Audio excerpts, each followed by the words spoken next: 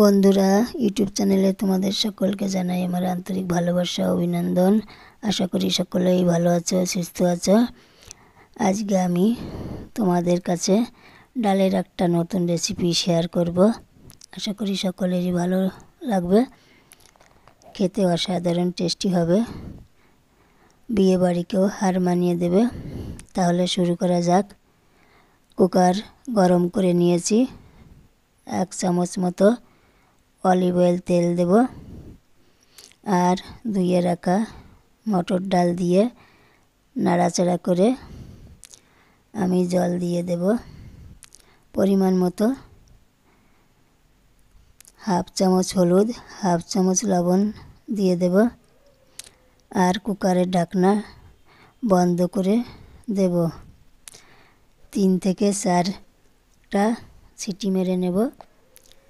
আমি এখন কুকারের হাওয়াটা বেরিয়ে গেলে খুলে পাত্রে ঢেলে রাখব। আর কড়াইতে তেল দিয়েছি। আমি সজনে ডাঁটা আর কাঁচা লঙ্কা ভেজে তুলে নেব। ওই কড়াইতে উচ্ছেটাও ভেজে নেব। আগে থেকে ধুয়ে কেটে লবণ হলুদ মাখিয়ে রেখেছিলাম। কড়াইতে 2 চামচ মতো তেল দেব, অলিভ অয়েল তেল। ফোড়নে দেব 5 ফোড়ন, তেজপাতা, একটা শুকনো লঙ্কা, আর সামান্য একটু হিং দেব। বন্ধুরা, ডালে হিং আর অলিভ অয়েল তেল দিয়েছি,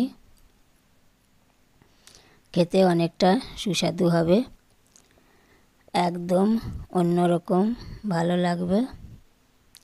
থালা চেটে পুটে খেতে ইচ্ছে করবে। আমি এখন কড়াইতে সেদ্ধ করা ডাল দিয়ে জ্বালাতে থাকব কিছুক্ষণ।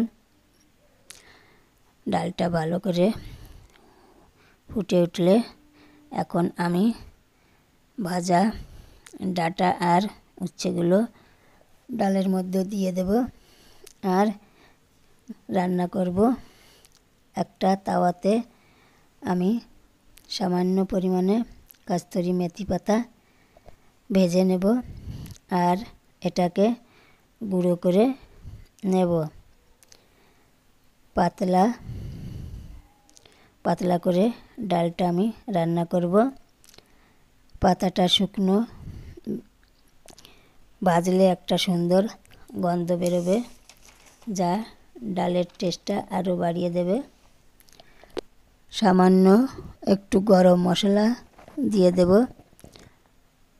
আর ভাজা পাতাটাও আমি দিয়ে দেব। দেখো বন্ধুরা, ডালটা প্রায় হয়ে এসেছে, একদম ঘন হয় নাই, আবার বেশি পাতলাও হয় নাই, একদম পারফেক্ট তৈরি হয়ে গেছে। আমি এখন লবণ দেখে নামিয়ে নেব। ডালই একমাত্র বেস্ট খাবার, যা সকলেরই মান রেখে যায়। বন্ধুরা, তোমরা চাইলেও এভাবে বানিয়ে নিতে পারো। যে ডাল খায় না সেও খাবে। আমার মটরের ডালের রেসিপিটা ভালো লাগলে লাইক করো, আর চ্যানেলটাকে সাবস্ক্রাইব করে সঙ্গে থেকো। নমস্কার।